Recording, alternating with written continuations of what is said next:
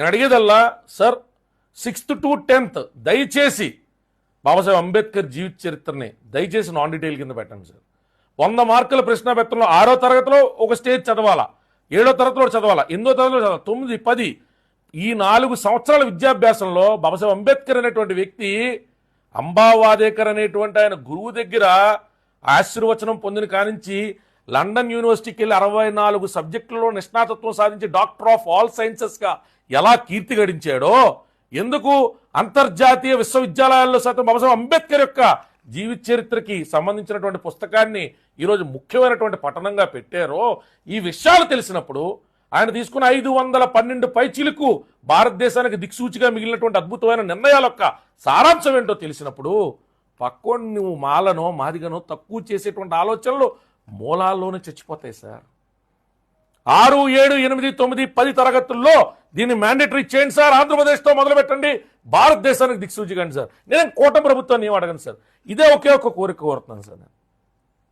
I urge request both Pawan Kalyan garu, Nara Chandrababu Naidu గారు, నారా లోకేష్ గారు to consider my plea. నేను బాబాసాహెబ్ అంబేద్కర్ సిరీస్ల విషయాన్ని చాలాసార్లు ప్రస్తావించాను sir. Class 6 to class 10 Babasaheb Ambedkar జీవిత చరిత్రని పరిచయం చేయండి సార్.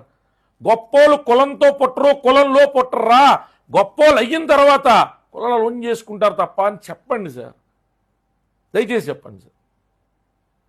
బాబాసాహెబ్ అంబేద్కర్ అనేటువంటి వ్యక్తి యొక్క ఔన్నత్యం గురించి అంటే నా ఉద్దేశం ఏంటంటే సార్, సమర్థతకి కులం సీలింగ్ ఏం కాదు సార్.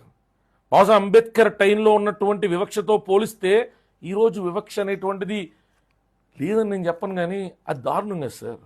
వెనకాల మనం ఊచుకోవడానికి ఎదరొక గిన్నె కట్టుకోవాలా, ఎదర మనం నడిచి వెళ్తున్న మార్గంలో అగ్రవర్ణాన్ని నడిచి వెళ్తే మళ్ళీ వాళ్ళకి మైలు అంటతుంది కాబట్టి చీపుర్లు కట్టుకోవాలా అనేటువంటి పరిస్థితుల నుంచి 64 సబ్జెక్టులో నిష్ణాతత్వం అంటే ఏ కాపు చదవగలుగుతాడు, ఏ కమ్మ చదవగలుగుతాడు, ఏ రెడ్డి చదవగలుగుతాడు, ఏ రాజు చదవగలుగుతాడు, ఏ వలమ చదవగలుగుతాడు, ఏ బ్రాహ్మణోత్తముడు చదవగలుగుతాడు, ఏ వైశ్యుడు చదవగలుగుతాడు, ఏ అంబానీ చదవగలుగుతాడు, ఏ అదాని చదవగలుగుతాడు సార్. బాబాసాహెబ్ అంబేద్కర్ లాగా విద్యాభ్యాసం చేసే మరి ఈ శక్తివంతమైన సోకాల్డ్ కులాల వల్ల కాలేదన్న సంగతి చెప్పడానికి మనందరికి ఇబ్బంది ఉంది సార్.